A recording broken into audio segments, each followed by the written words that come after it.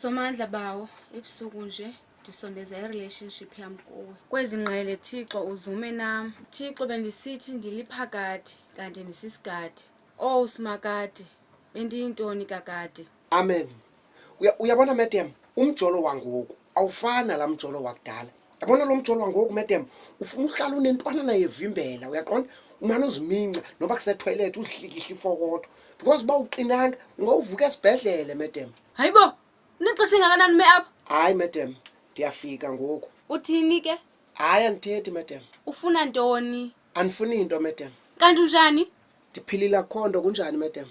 Malume ufuna ntoni apha eli xesha? Kaloku madam ndibizwe nguwe. Hayi soluyeka wethu. Oh hayi ke madam akho ngxaki ke. Mandiyolala ke madam zakubona kusasa. Ye madam. Uright? Hayi ndirayithi, akho nto. Uyazi madam, ungathetha noba yintoni. Mna since ndiphangela apha ndikuthatha njengelungu losapho. Mna nawe sisi-blood sisters. Hamba blood sisters.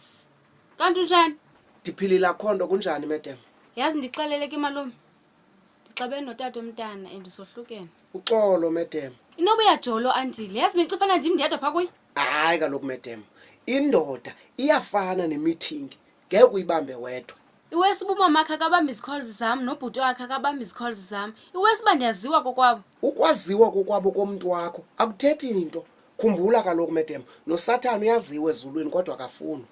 Enye into madam bensithi ndizayithetha phambi koba ndihambe. Ndicela undithengele izihlangu mani noba zezi-cheap. Ngoku imali ubuyinxilizela uba ungazazi uba unahlangu. Uyabona madam, laa mali bendiyisela izolo ibiyimali yezihlangu. Kha ndabona uba ngabani iyandistresa le nto yoba ndingenazihlangu. Ndaqonda mani bendisela ke undihlisa istress. Kaloku madam, uyabona ka useleyo unxilile neengxaki ziyanxila. Kusasa xa usoba nibasoba nobabini neengxaki zakho.